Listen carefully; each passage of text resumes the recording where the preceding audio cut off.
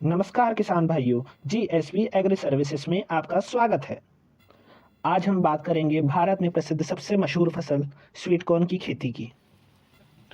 हम इस वीडियो में स्वीट कॉर्न की खेती के कुछ विशेष बिंदुओं पर बात करेंगे, जैसे कि स्वीट कॉर्न की उन्नत किस्में, लगाने का तरीका, खरपतवार नियंत्रण, कीट नियंत्रण, भुट्टो की तुड़ाई।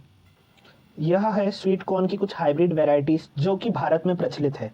सजेंटा की शुगर 75, ईस्ट वेस्ट की गोल्डन कॉप F1, पिरामिड की स्वीट 16। अब हम बात करेंगे कि 1 एकड़ में कितना बीज लगेगा। स्वीट कॉर्न 1 एकड़ में 2 से 2.5 किलो लगता है। इसका कम ज़्यादा लगना निर्भर करेगा कि आप किस विधि से बीज की बुआई कर रहे हैं। पहली विधि, जिसमें एक बेड पे एक लाइन में बीज की बुआई की जाएगी।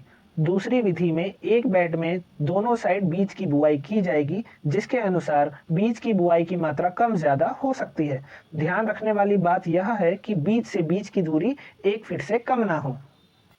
हमारा हौसला बढ़ाने के लिए और हमें सपोर्ट करने के लिए हमारे चैनल को सब्सक्राइब करें और हमारे द्वारा बनाए गए वीडियो को लाइक करें, जिससे कि हम आपके लिए खेती से जुड़ी जानकारी आपके लिए हमारे चैनल के माध्यम से पहुंचाते रहें।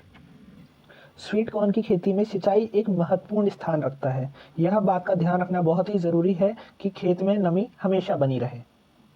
स्वीट कॉर्न की खेती में इन अवस्थाओं पर अधिक पानी की आवश्यकता होती है, जैसे कि बुआई के 30 दिन बाद, नर फूल आते समय, मादा फूल आते समय एवं भुट्टे में दाने बढ़ते समय।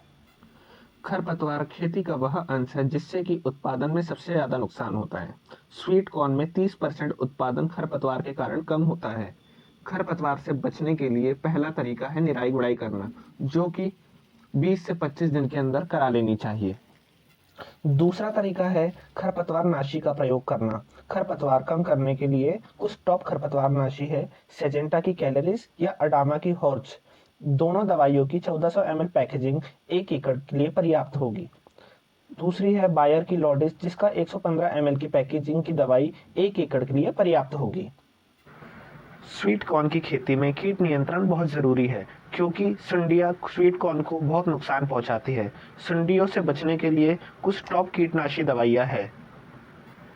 हम जो भी दवाई का नाम बता रहे हैं, उसके केमिकल की कोई भी दवाई आप बाजार से ले सकते हैं। पहली है प्रोफेनोफॉस परसाइक्लोमेथिलीन, दूसरी है इमामेक्टिन बेंजोएट, तीसरी है लेम्डासाइलोथ्रिन, चौथी है बेटासाइक्लोथ्रिन प्लस इमिडाक्लोरोपिड। इसके आगे हम आपको जितनी दवाई बताने वाले हैं, इसका प्रयोग तब ही करें जब आपने पहली बताई हुई 4 दवाइयों का प्रयोग कर लिया हो, क्योंकि अब हम जो दवाई बताने वाले हैं वह थोड़ी हैवी दवाइयाँ हैं, जैसे कि डॉ की डेलीगेट, अदामा की प्लेथोरा और एफएमसी की कोराजीन। अगर आपको हमारा बनाया हुआ वीडियो अच्छा लगा हो तो हमारे चैनल को सब्सक्राइब करें और हमारे वीडियो को लाइक करें। आप चाहें तो हमारे फेसबुक और इंस्टाग्राम पेज को भी फॉलो कर सकते हैं, जिसकी लिंक डिस्क्रिप्शन